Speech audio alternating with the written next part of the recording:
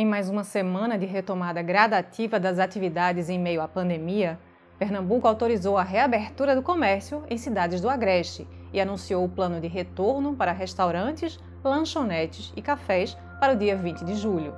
Entre os destaques do diário desta semana, também tivemos a repercussão da eleição da Rua do Bom Jesus como a terceira mais bela do mundo e a fuga em massa de presos resgatados por um grupo armado com explosivos em Limoeiro. O começo da semana foi marcado pelo anúncio feito pelo governo de Pernambuco de que Caruaru e Bezerros poderiam retomar o plano gradativo de reabertura das atividades econômicas. As duas cidades do Agreste ficaram 10 dias sob regras rígidas de isolamento por conta do aumento do número de casos graves de Covid-19. Mostramos também que as previsões astrológicas não chegaram nem perto de apontar as dificuldades que ocorreriam em 2020 e erraram feio nas projeções. Um dos principais nomes da área, a astróloga Susan Miller, chegou a afirmar que 2020 seria um ótimo ano, com muita coisa acontecendo e perspectivas de prosperidade. A mudança radical e os grandes desafios trazidos pela pandemia do novo coronavírus desapontaram quem aposta nos prognósticos místicos.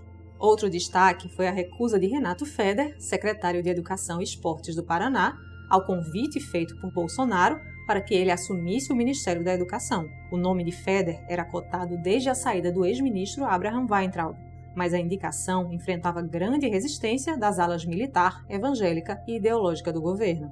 Na terça, o diário mostrou que os testes no Brasil da fase 3 de uma vacina contra o novo coronavírus, desenvolvida pela farmacêutica chinesa Sinovac, foram autorizados pela Anvisa e já começam no dia 20 de julho. A pesquisa clínica será comandada pelo Instituto Butantan.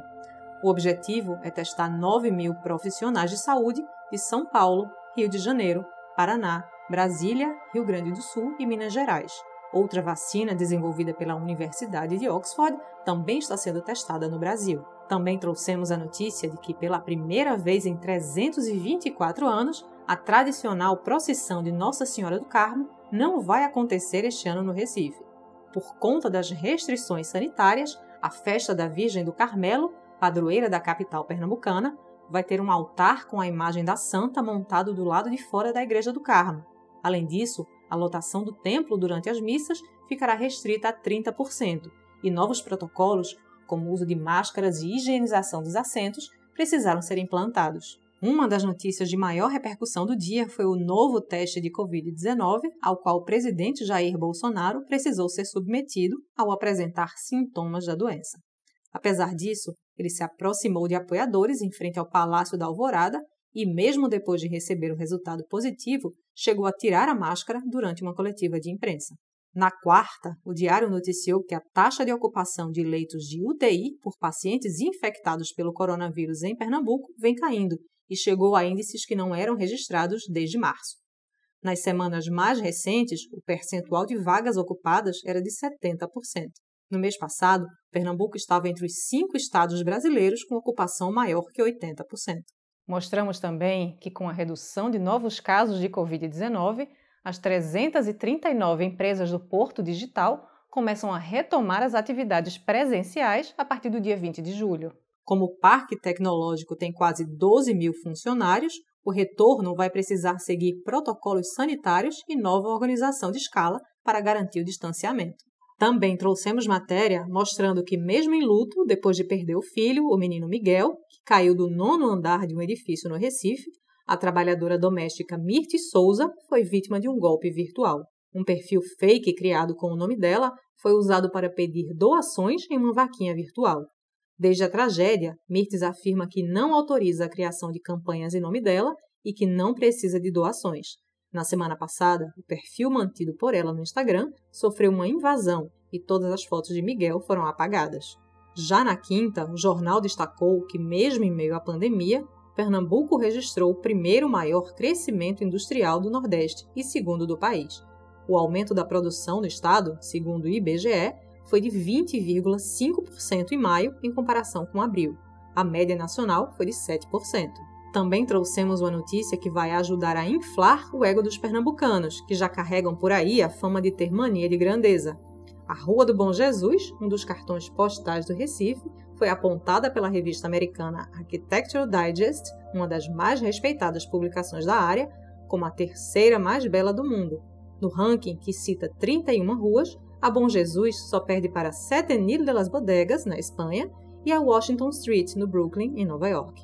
Encerrando a ansiedade dos feras que vinham lidando com as incertezas sobre o Enem de 2020, o INEP confirmou as novas datas das provas. O exame com as provas impressas será aplicado nos dias 17 e 24 de janeiro de 2021. Já a versão digital será nos dias 31 de janeiro e 7 de fevereiro do próximo ano. Nesta sexta, a principal notícia foi o anúncio da reabertura de restaurantes, cafés, lanchonetes e academias em Pernambuco, que devem retomar as atividades a partir do dia 20 de julho. A autorização depende ainda que a tendência de queda de novos casos de coronavírus se mantenha nos próximos dias. A expectativa é de que os serviços de alimentação funcionem em horários reduzidos, ficando fechados das 8 horas da noite às 6 horas da manhã, e limitem o atendimento a 50% da capacidade de público. O governo do estado também confirmou a autorização para a retomada das partidas do Campeonato Pernambucano a partir do dia 19, mas apesar da expectativa do público, os jogos vão ocorrer com portões fechados.